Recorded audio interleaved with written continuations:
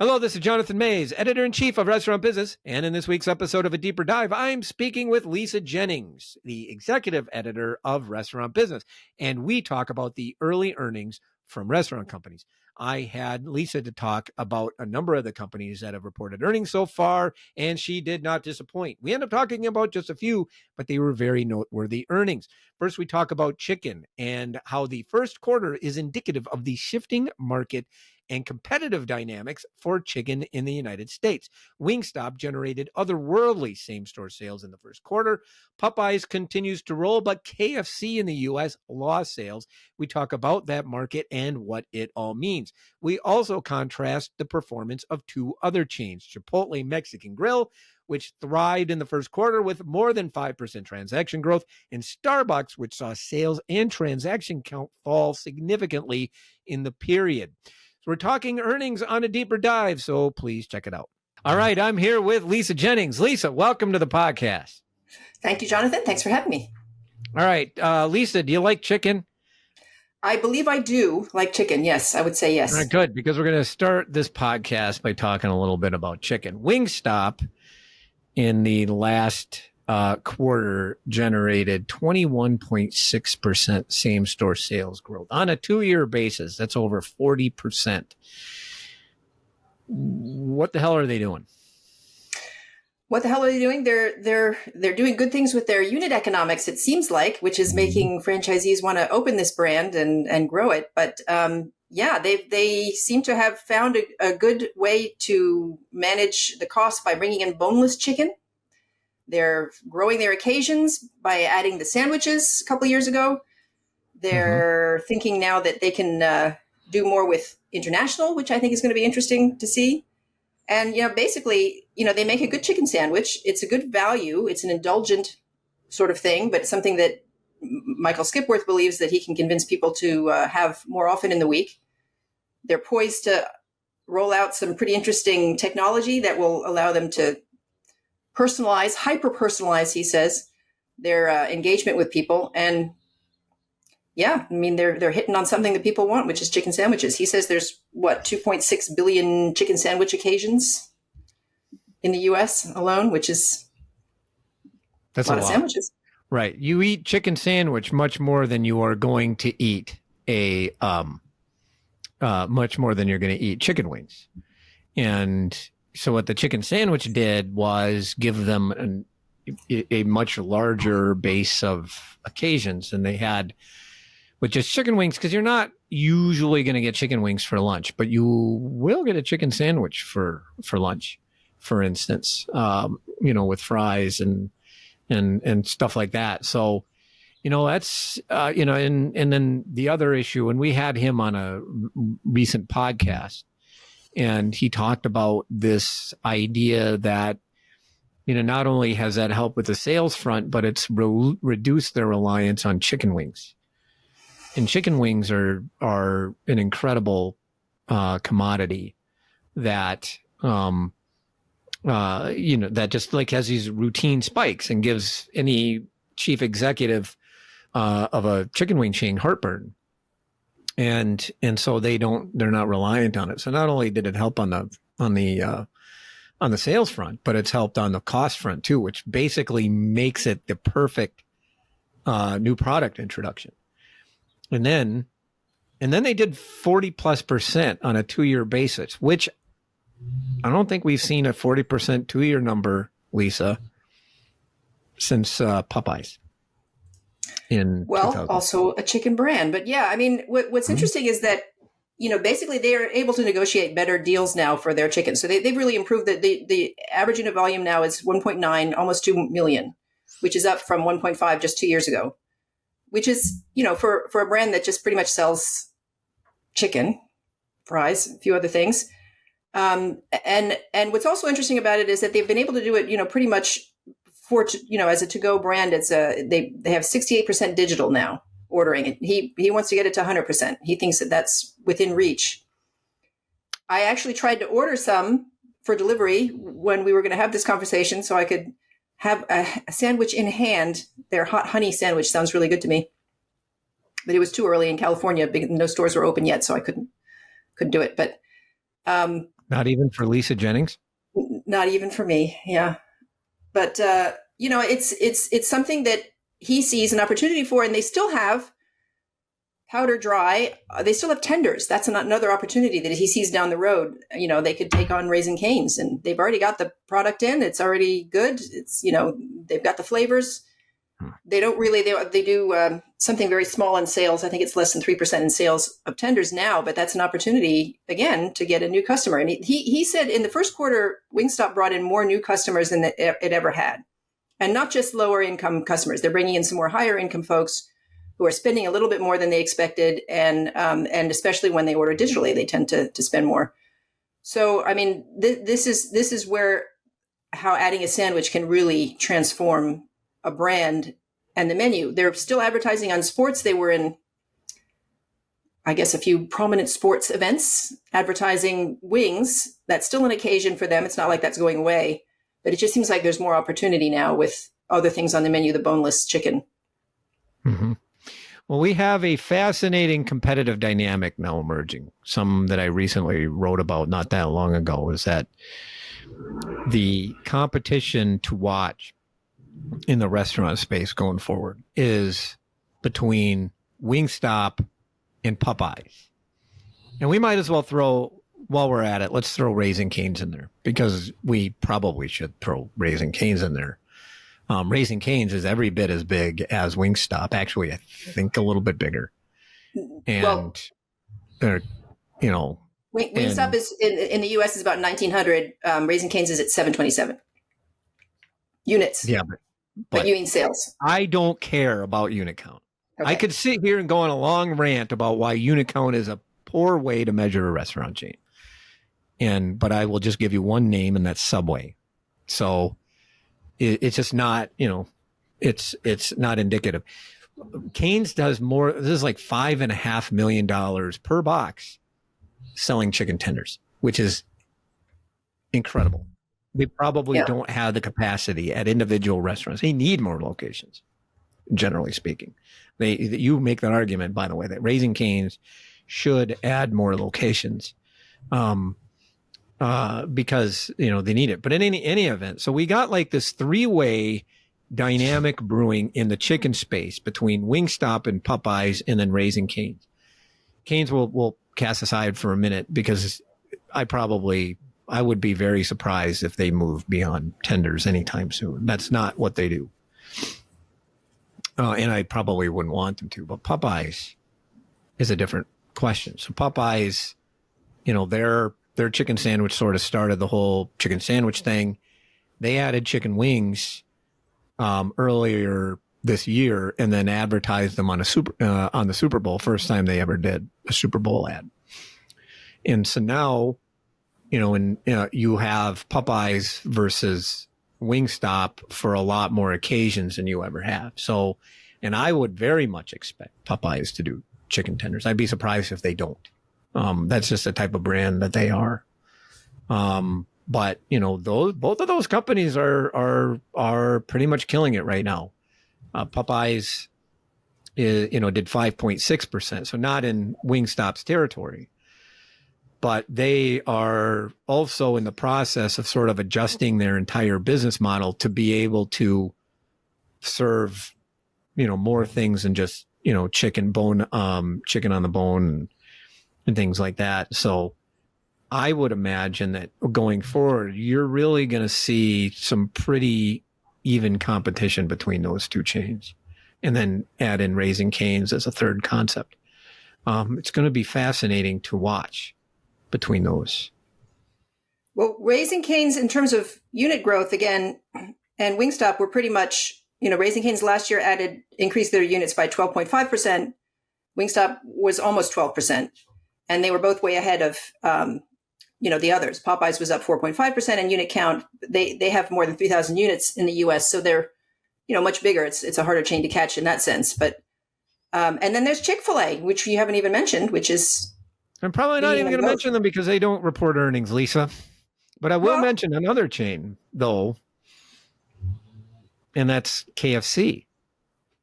No, KFC did negative 7% last year, same-store sales last quarter. So when we're just talking about earnings from last quarter, KFC did negative 7%. Popeyes did plus 5.6%. Wingstop did plus 21.6%. And then to your point, I mean, God knows what Chick-fil-A did in the first quarter. And then Chick-fil-A last year just had a monumental year again. I don't even know what they're doing, how they're even doing it. It's sort of like magic or something like that. How they're able to continue to build on some of their unit volumes. Their mall locations, Lisa, that now do 4 million plus per store. It's amazing. I don't how. And their standalone units like 8.5 million. For all intents and purposes, their standalone locations are Portillo's, with a lot more locations. And you got the third largest restaurant chain in the U.S.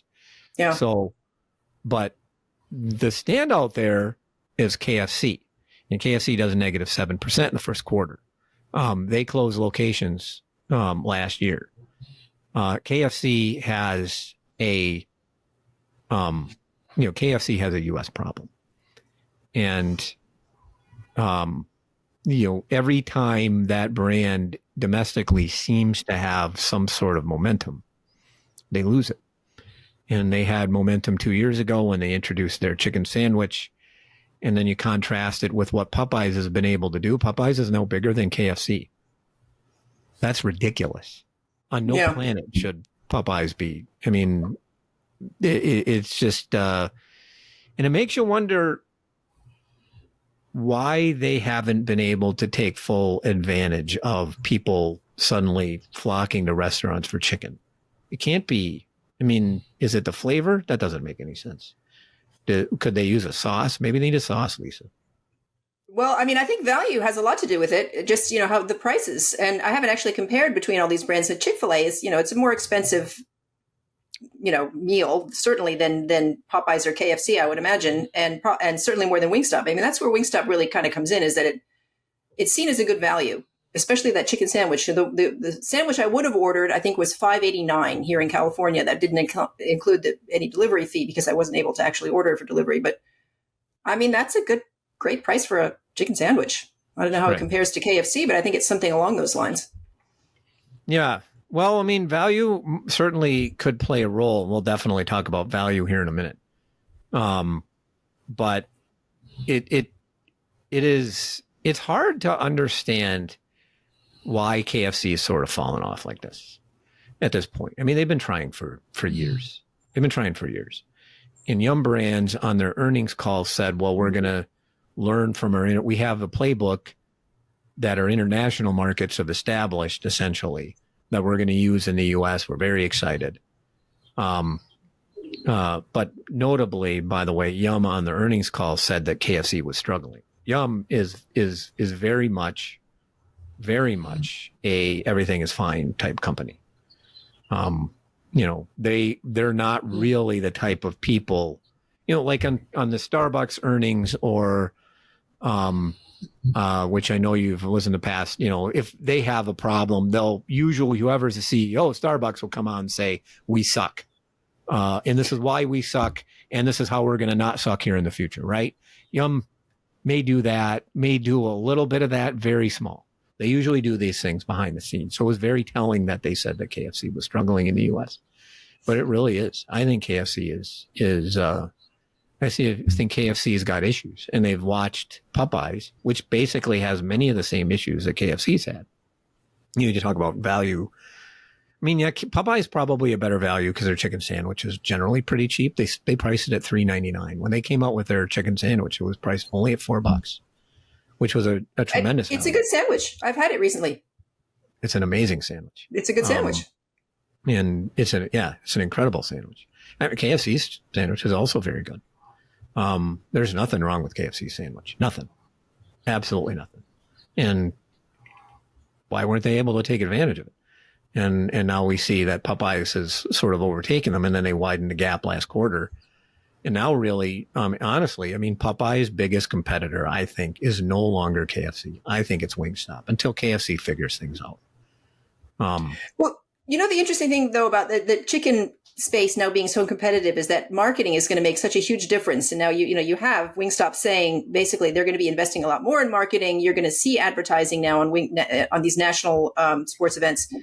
And it used to be that Yum, this was their superpower. They kind of, they were think about Taco Bell's marketing, how well they've done with that. And KFC for a while there when they were bringing in the different people being Colonel and stuff like that, it was awesome what they were doing. And, I have to say, I'm not seeing them as much lately really doing things in terms of marketing like I have seen them do in the past. I mean, could that be a factor? I think, yeah, Mark. Well, if you remember, for a while, KFC was coming out with some weird new product or some weird promotion, like almost every month.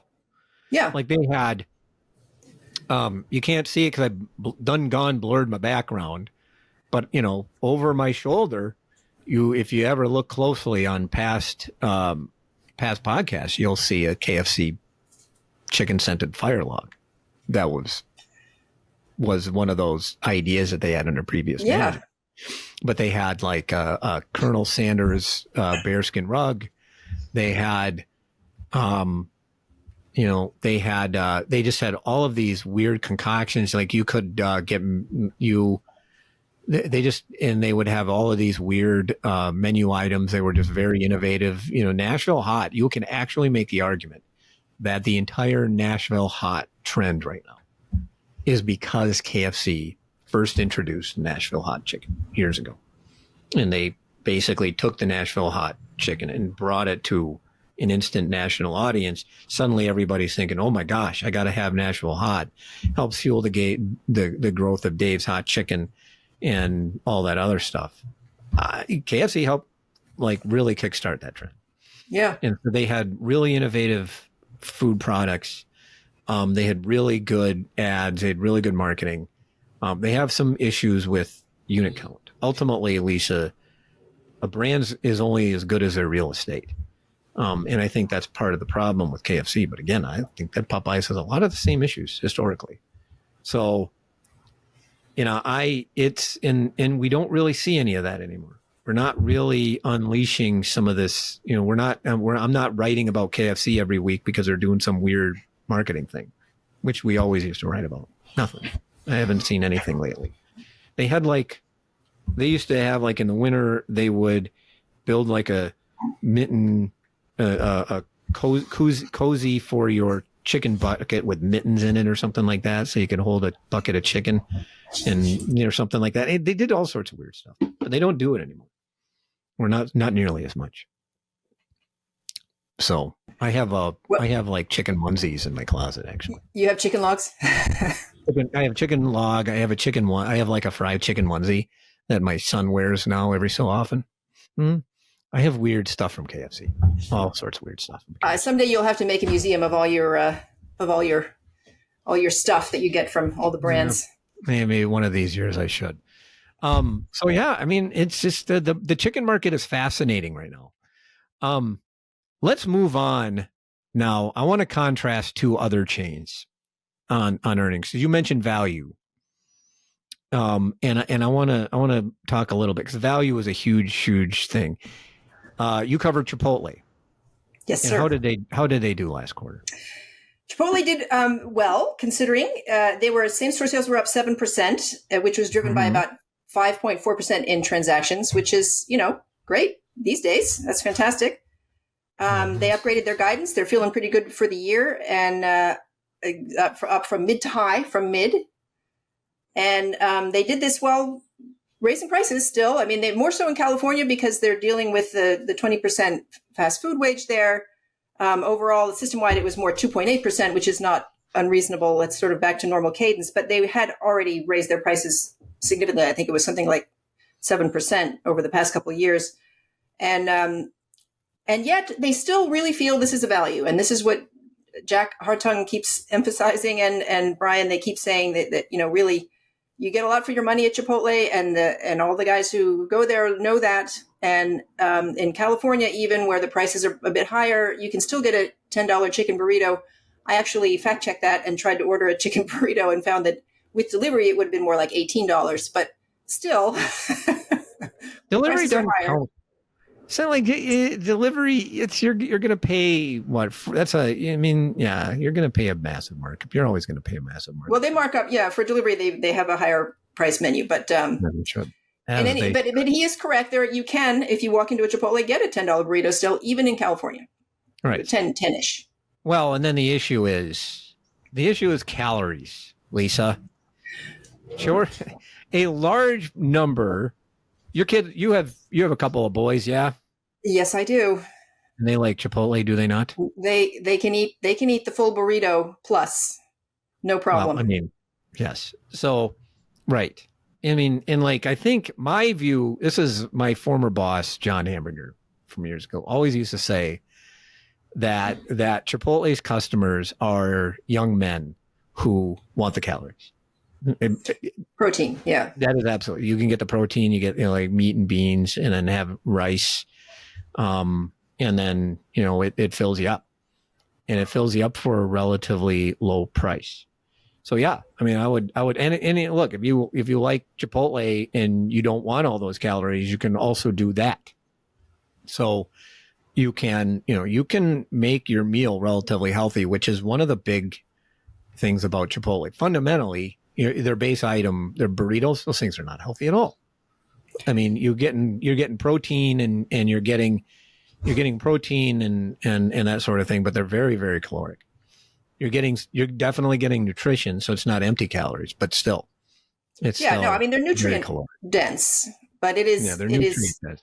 Yeah, they're not low cal, but I would not want to eat 2 of those in a day. Let me just put it that way. No, I'm just going to throw in my usual rant here and just say, if only these chains would offer half portions. I would spend $8 for half as much, which is probably much better margin on the plate, right? Because it's not good leftover, and I can't eat the whole thing. And lots of people out there like me can't eat the whole thing. So just saying, okay, enough. If anybody from Chipotle marketing is listening to this podcast, you need to release the Lisa Jennings bowl half price. I want the Lisa Jennings half portion bowl, and I want not just Chipotle, Sweet Green, Cava, everybody half portions. We need a bunch of Lisa Jennings bowls. So yes, but fundamentally, so they had traffic, right? And you would say that Chipotle's customer base tends to be higher income, so they probably won't be really that influenced by. Well, I mean, they'd be less affected, theoretically at least, to what's been going on with the economy, which is that inflation's hurt a lot of customers and and they visit less frequently because everything is so expensive. So let me contrast that with another chain that also tends to have a higher income consumer, and that's Starbucks. Totally different markets, unlike the chicken stuff. But, I have long viewed Starbucks and Chipotle as sort of, obviously 2 very, very different brands and that sort of thing. They've generally had sort of a higher income consumer base that would, in theory, make them less influenced by markets like that. The last quarter has gotten me completely rethinking that because...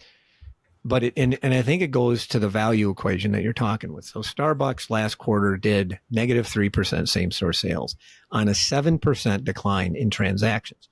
Now, I will say that I was going into the quarter far more concerned about the status of Starbucks because they had some really disturbing numbers in the last few weeks of 2023. So their momentum really took a hit starting in mid-November. But it was, if you haven't listened to it, well, I don't know that I would recommend that you just go and listen to the entire hour and a half of earnings because that's a lot. But it was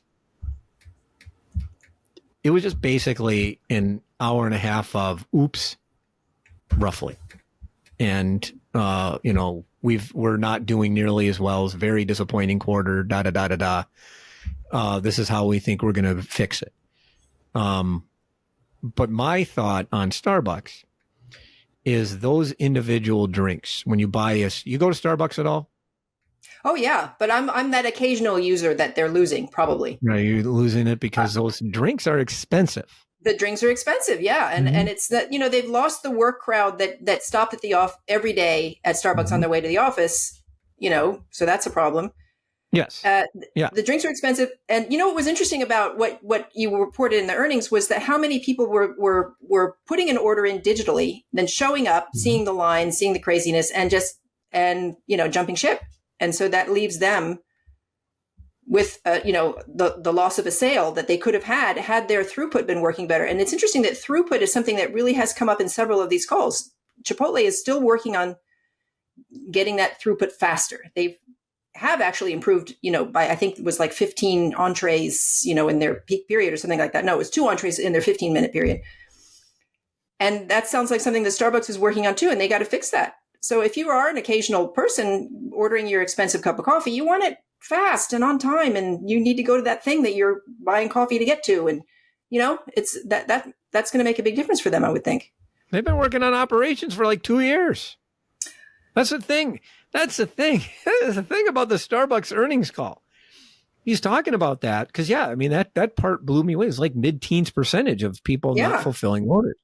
Yeah, and clearly it was an issue. And like, look, if you go to Starbucks in the morning, it's jammed. It's completely jammed. I was in New York visiting the Informa New York offices, and I walked into the Starbucks. I'm like, it was like there's a massive number of people waiting. And I'm thinking, oh, well, that's good. I guess not good enough. But you have, and if you go back, some of the worst supply chain issues that we saw in the restaurant industry were at Starbucks. Some of, and you had, and some of the worst labor issues have been at Starbucks. And Howard Schultz, who over the weekend, by the way, went off on Starbucks on LinkedIn 14 months after his chosen successor implementing his plan, took the job. And he goes off on Starbucks and what Starbucks needs to fix it. There's, and the thing that I come down to, and I was looking at that earnings call and I was thinking, well, maybe it's the labor strife because they've had a lot of negative publicity about the labor stuff. Maybe it was that. Maybe it's the Gaza thing because they've probably taken a lot more of this sort of internet stuff. I think I think maybe that plays a role, but I think ultimately it goes down to what you're saying. It's very expensive occasion. That occasional customer like you is, where the habitual customer, those people that are crowding there in the mornings are, that's when I get my Starbucks, whatever. And so I'll pay whatever. I don't care. So I literally don't. I just want my coffee. I'm addicted to caffeine and I need it. And I'm a habitual user. I'm not an afternoon person. And I think that occasional customer who is probably getting a cold beverage with a lot of calories, by the way. And, and then they see the price on some of those drinks and it's expensive. Right. You get a venti shaken espresso with God knows what kind of additives. You're paying $6, $7, $7, $8, $9, $10, $11, but you're paying a lot for that drink, and eventually people notice. And that is what I'm thinking is that it is not of value any longer. Well, it's not a value. It's also not, when you have people in front of you that are ordering drinks that are, the half calf latte with 1% milk and squirt of whatever. Mm-hmm. This is especially true at the airport. When you're in a hurry to get on a flight, you just want a brewed coffee. That's all I want, just a brewed coffee. And there are 10 people in front of you that are ordering, something really super complicated. And I mean, I guess they could have ordered it digitally and still picked it up, but there you are, and you're slowed down. That's messing up their throughput. I mean, some of these drinks are very complicated and they make them customizable to just, turn them into monsters when it comes to ordering them and executing them, I would think. When, a brewed coffee is still pretty affordable. You're just getting the brewed coffee, but you still have to stand in line with all those other people. I know, right? As a brewed coffee person, we're dinosaurs, Lisa.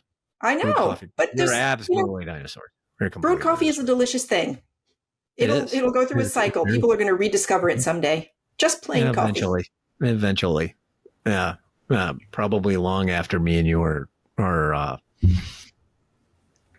working here.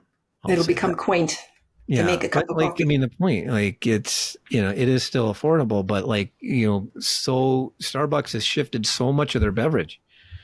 In the summertime, 75% of their beverages are sold, 75 to 80% are cold. Even during the wintertime, it's like 2/3.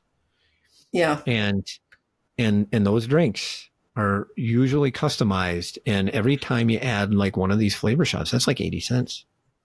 Yeah. And so you're ordering what is fundamentally already an expensive drink, and then you're adding cost on top of it. And eventually people notice that. And for these occasional customers, it's, and then you see all this other noise about Gaza and about the labor stuff. And, you're already cutting back. It's probably pretty easy to cut back on some of those beverages. Right. And, also, I just went to Costco this weekend and bought, cold brew, Kirkland cold brew, in part to stop my son from going to Starbucks and spending, more money than he needs to in the morning when he's just getting a cold brew there. And he can open a cold brew here again. It's the same thing. He's said it's good. It saves us some money. Just invest in a cold brew maker, Lisa. They're actually maybe I don't have the counter space, but yeah, it's not a bad idea. Anyway, Lisa, this was fantastic. Really appreciate you willingly volunteering to appear on this podcast. It's my pleasure, Jonathan, anytime. And that should do it for this week's episode of A Deeper Dive, which was edited, as always, by Spoons, artwork by Nico Hines. You may find this and other episodes of the podcast on our website at www.restaurantbusinessonline.com/article/deeper-dive. And you may subscribe on Apple Podcasts or Spotify. I'm Jonathan Mays, your host, podcast producer, and the editor-in-chief of Restaurant Business. Thank you for listening.